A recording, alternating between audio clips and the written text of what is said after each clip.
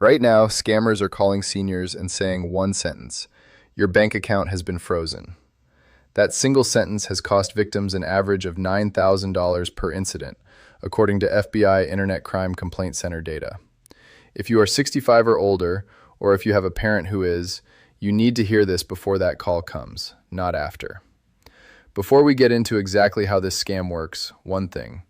These scam scripts evolve every few months. The callers change their wording, their fake caller ID names, even which bank they claim to be from. What I do on this channel is track the current versions as they show up and break down exactly what to listen for. The people who follow this find out about new versions before they get a call. The ones who don't tend to find out after they've already read their account number out loud to a stranger. Hit subscribe, turn on the bell, and let's get into it. Here's exactly how this call works, step by step. Number 1. The call looks real because of caller ID spoofing. Scammers use software that makes their number show up as your actual bank's real customer service line, the same one printed on the back of your card. Most people don't know caller ID can be faked this easily because banks never explain it and phones never warn you about it. Picture this. Your phone rings. It says Chase Bank or Wells Fargo or whatever bank you actually use. You answer, already half convinced it's real before they say a word. The actual fix is simple.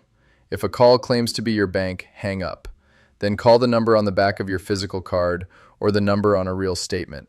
Never the number that called you and never a number they text you afterward. Number 2.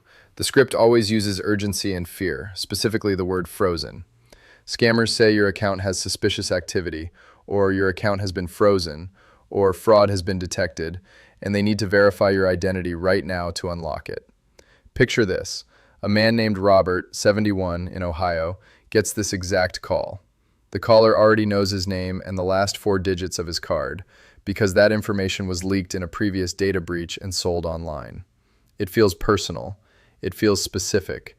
It is not proof the caller is real. It is proof your data was in a breach you were never told about. What most people don't know is that real banks do not call you and ask you to confirm your full account number, your PIN, or a one-time verification code. If anyone asks for those 3 things over the phone, that is the moment to hang up. Number 3.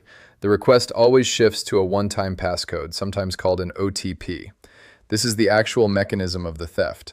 The scammer triggers a real login attempt on your real account, which causes your real bank to text you a real 6-digit code. Then they tell you, to verify your identity, please read me the code that was just sent to your phone. Picture this.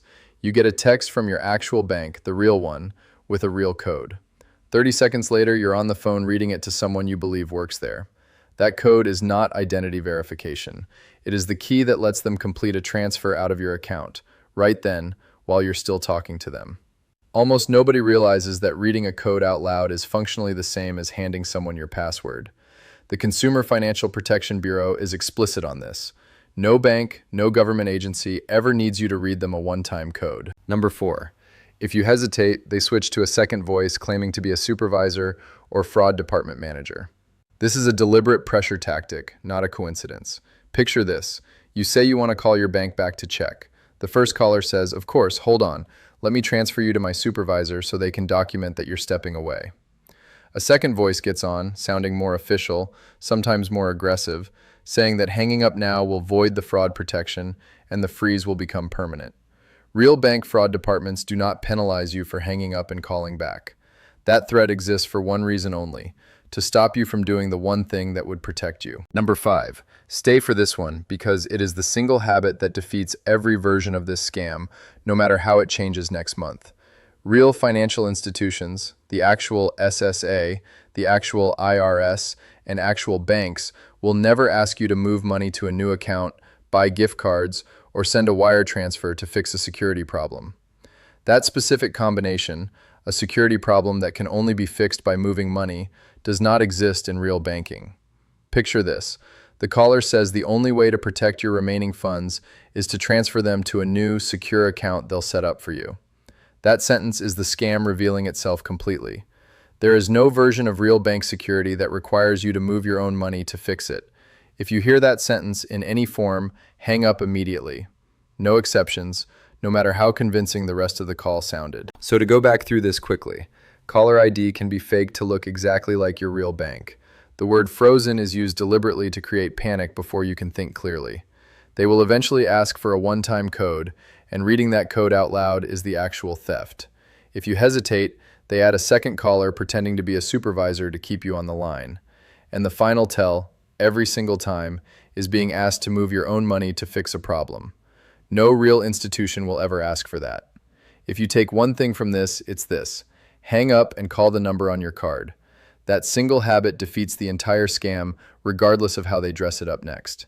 Share this with a parent, a grandparent, or a neighbor who lives alone and banks by phone. One conversation before the call comes in can be the difference between them losing $9,000 and just hanging up and laughing about it later. Subscribe so you catch the next version of this scam before it reaches someone you love. I'll see you in the next one.